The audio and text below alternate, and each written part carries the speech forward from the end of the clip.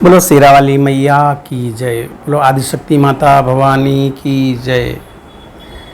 व्यास जी बोले, हे राजन, जो कन्या किसी अंग से हीन हो, कोढ़ तथा घाव युक्त हो, जिसके शरीर के किसी अंग से दुर्गंध आती हो और जो विशाल कुल में उत्पन्न हुई हो, ऐसी कन्या का पूजा में परित्याग कर देना चाहिए। जन्म से अंधी, तिरछी नज़र से देखने वाली, कानी, कुरूप, बहुत रोम वाली, रोगी तथा रजस्वला कन्या का पूजा में परित्याग कर देना चाहिए। अत्यंत दुर्बल समय से पूर्व ही गर्भ से उत्पन्न, विधवा स्त्री से उत्पन्न तथा कन्या से उत्पन्न ये सभी कन्याएं पूजा आदि के सभी कार्यों में सर्वथा त्याज्य हैं। रोग से रहित, रूपवान, अंगों वाली, सौंदर्यमयी, वर्ण रहित तथा एक वंश में अपने माता पिता से उत्पन्न कन्या की ही विधिवत पूजा करनी चाहिए। समस्त कार्यों की सिद्धि के लिए ब्राह्मण की कन्या, विजय प्राप्ति के लिए राजवंश में उत्पन्न कन्या तथा धन लाभ के लिए वैश्य वंश अथवा शूद्र वंश में उत्पन्न कन्या पूजन के योग्य मानी गई हैं। ब्राह्मण को ब्राह्मण वर्ण में उत्पन्न कन्या की, क्षत्रियों को भी ब्राह्मण वर्ण में उत्पन्न कन्या की और वैश्यों को ब्राह्मण, क्षत्रिय, वैश्य तीनों वर्णों की उत्पन्न कन्या की तथा शूद्र को चारों वर्णों की में उत्पन्न कन्या की पूजा करनी चाहिए। शिल्प कर्म में लगे हुए मनुष्यों को यथा योग्य अपने अपने वंश के में उत्पन्न कन्याओं की पूजा करनी चाहिए। नवरात्रि विधि से भक्तिपूर्वक निरंतर पूजा की जानी चाहिए। यदि कोई व्यक्ति नवरात्र पर्यंत प्रतिदिन पूजा करने में असमर्थ है तो उसे अष्टमी तिथि को विशेष रूप से अवश्य पूजन करना चाहिए। प्राचीन काल में दक्ष के यज्ञ का विध्वंस करने वाली महाभयानक भगवती भद्रकाली करोड़ों योनियों सहित अष्टमी तिथि को ही प्रकट हुई थी। अतः अष्टमी को विशेष विधान से सदा भगवती की पूजा करनी चाहिए।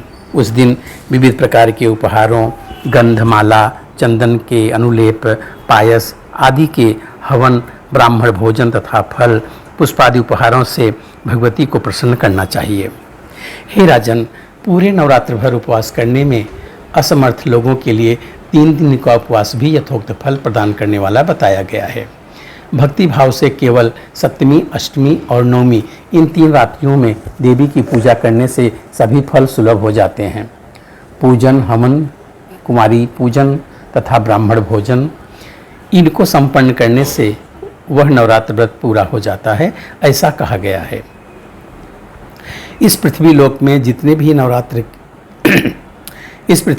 जितने भी प्रकार के व्रत एवं दान हैं वह इस नवरात्र व्रत के तुल्य नहीं हैं, क्योंकि यह व्रत सदा धन धान्य प्रदान करने वाला, सुख तथा संतान की वृद्धि करने वाला, आयु तथा आरोग्य प्रदान करने वाला और स्वर्ग तथा मोक्ष देने वाला है।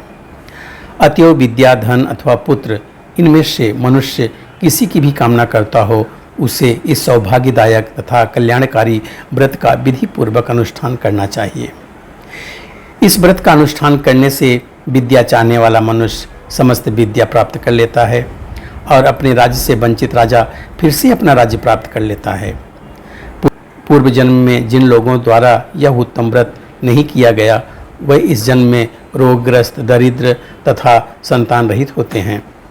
जो स्त्री बंध्या, विधवा अथवा धनहीन है उसके विषय में यह अनुमान कर लेना चाहिए कि उसने अवश्य पूर्व जन्म में यह व्रत नहीं किया था। इस पृथ्वी लोक में जिस प्राणी ने उक्त नवरात्र व्रत का अनुष्ठान नहीं किया वह इस लोक में वैभव प्राप्त करके स्वर्ग में आनंद कैसे प्राप्त कर सकता है। जिसने लाल चंदन मिश्रित कोमल बिल्व पत्रों से भवानी जगदम्बा की पूजा की है वह इस पृथ्वी पर राजा होता है। जिस मनुष्य ने दुख तथा संताप का नाश करने वाली, सिद्धियां देने वाली, जगत में सर्वश्रेष्ठ, शाश्वत तथा कल्याण स्वरूपिणी भगवती की उपासना नहीं की वह इस पृथ्वी तल पर सदा ही अनेक प्रकार के कष्टों से ग्रस्त, दरिद्र तथा शत्रुओं से पीड़ित रहता है। विष्णु, इंद्र, शिव, ब्रह्मा, अग्नि, कुबेर, वरुण तथा सूर्य समस्त कामनाओं से परिपूर्ण होकर हर्ष के साथ जिन भगवती का ध्यान करते हैं उन देवी चंडिका का ध्यान मनुष्य क्यों नहीं करते? देवगण इसके लिए इनके स्वाहा नाम मंत्र के प्रभाव से तथा पितृगण स्वधा नाम के प्रभाव से तृप्त होते हैं। इसलिए महान मुनिजन प्रसन्नतापूर्वक सभी यज्ञों तथा श्राद्ध कार्यों में मंत्रों के साथ स्वाहा एवं स्वधा नामों का उच्चारण करते हैं। जिनकी इच्छा से ब्रह्मा इस विश्व का सृजन करते हैं, भगवान विष्णु अनेक विध अवतार लेते हैं और शंकर जी जगत को भस्मसात करते हैं, उन कल्याणकारिणी भगवती को मनुष्य क्यों नहीं भजता? सभी भुवनों में कोई भी ऐसा देवता, मनुष्य, पक्षी, सर्प, गंधर्व, राक्षस, पिशाच एवं पर्वत नहीं है जो उन भगवती की शक्ति के बिना अपनी इच्छा से शक्ति संपन्न होकर स्पंदित होने में समर्थ हो। सभी कामनाओं को पूर्ण करने वाली उन कल्याणदायिनी चंडिका की सेवा भला कौन नहीं करना चाहेगा?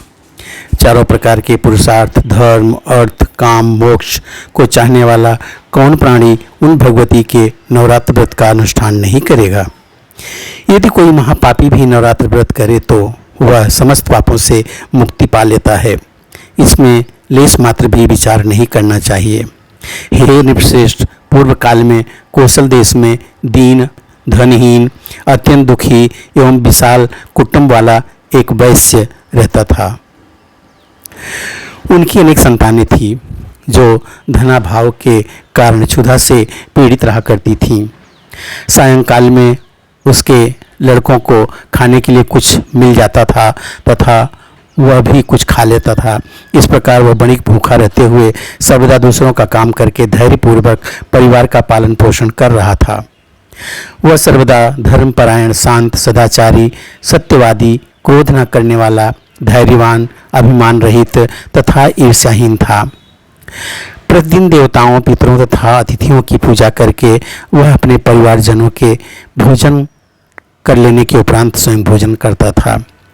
इस प्रकार कुछ समय बीतने पर गुणों के कारण सुशील नाम से ख्याति प्राप्त उस वणिक ने दरिद्रता तथा क्षुधा पीड़ा से अत्यंत व्याकुल होकर एक शांत स्वभाव ब्राह्मण से पूछा।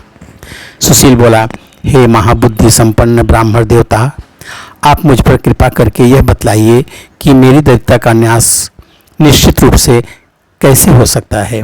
हे मानद, मुझे धन की अभिलाषा तो नहीं है, किंतु हे द्विजश्रेष्ठ, मैं आपसे कोई ऐसा उपाय पूछ रहा हूँ जिससे मैं कुटुंब के भरण पोषण मात्र के लिए धन संपन्न हो जाऊँ। मेरी पुत्री और पुत्र क्षुधा से पीड़ित होकर भोजन के लिए बहुत रोते हैं और मेरे घर में इतना भी अन्न नहीं रहता कि मैं उन्हें एक मुट्ठी भर अन्न दे सकूं। रोते हुए बालक को मैंने घर से निकाल दिया और वह चला गया, इसलिए मेरा हृदय शोकाग्नि में जल रहा है। धन के अभाव में मैं क्या करूं? मेरी पुत्री विवाह के योग्य हो चुकी है, किंतु मेरे पास धन नहीं है। अब मैं क्या करूं? वह 10 वर्ष से अधिक की हो गई है। इस प्रकार कन्यादान का समय बीता जा रहा है। हे विपेंद्र, इसलिए मैं अत्यधिक चिंतित हूँ। हे दयानिधान, आप तो सर्वज्ञ हैं, अतएव मुझे कोई ऐसा तप, दान, व्रत, मंत्र तथा जप बताइए जिससे मैं अपने आश्रित जनों का भरण पोषण करने में समर्थ हो जाऊं। हे द्विज, बस मुझे इतना ही धन मिल जाए और मैं उससे अधिक धन के लिए प्रार्थना नहीं करता। हे महाभाग, आपकी कृपा से मेरा परिवार अवश्य सुखी हो सकता है, अतएव आप अपने ज्ञान बल से भली भांति विचार करके वह उपाय बतलाइए।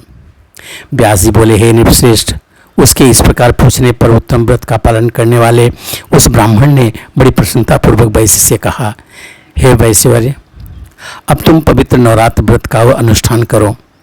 इसमें तुम भगवती की पूजा, हवन, ब्राह्मण भोजन, वेद पाठ, उनके मंत्र का जप और होम आदि यथाशक्ति संपन्न करो। इससे तुम्हारा कार्य अवश्य सिद्ध होगा। हे वैश्य, नवरात्र नामक इस पवित्र तथा सुखदायक व्रत से बढ़कर इस पृथ्वी तल पर अन्य कोई भी व्रत नहीं है। यह नवरात्र सर्वदा ज्ञान और मोक्ष को देने वाला, सुख तथा संतान की वृद्धि करने वाला एवं शत्रुओं का पूर्ण रूप से विनाश करने वाला है। राज्य से च्युत तथा सीता के वियोग से अत्यंत दुखित श्री राम ने किष्किंधा पर्वत पर इस व्रत को किया था। सीता की विराग्नि से अत्यधिक संतप्त श्री राम ने उस समय नवरात्र व्रत के विधान से भगवती जगदम्बा की भली भांति पूजा की थी। इसी व्रत के प्रभाव से उन्होंने महासागर पर सेतु की रचना कर महाबली मंदोदरी पति रावण कुंभकर्ण तथा रावण पुत्र मेघनाथ का संहार करके सीता जी को प्राप्त किया था। विभीषण को लंका का राजा बनाकर पुनः अयोध्या लौटकर उन्होंने निष्कंटक राज्य प्राप्त किया था। हे वैश्यवर, इस प्रकार अमित तेज वाले श्री राम जी ने इस नवरात्र व्रत के प्रभाव से पृथ्वी तल पर महान सुख प्राप्त किया। व्यास जी बोले, हे राजन, ब्राह्मण का यह वचन सुनकर उस वैश्य ने उन्हें अपना गुरु मान लिया और उनके माया बीज नामक उत्तम मंत्र की दीक्षा प्राप्त की। तत्पश्चात आलस्यहीन होकर अत्यंत भक्तिपूर्वक पूरे नवरात्र भर उसने उस मंत्र का जप किया और अनेक विध उपहारों से आदरपूर्वक भगवती का पूजन किया। इस प्रकार माया बीज परायण उस वैश्य ने 9 वर्षों तक अनुष्ठान किया। 9वें वर्ष के अंत में महाअष्टमी तिथि को अर्धरात्रि आने पर महेश्वरी ने उसे अपना प्रत्यक्ष दर्शन दिया और अनेक प्रकार के वरदानों से कृत कर दिया। यहाँ पे तृतीय स्कंद का 27वां अध्याय पूरा होता है। बोलो शेरा वाली मैया की जय, बोलो आदिशक्ति माता भवानी की जय।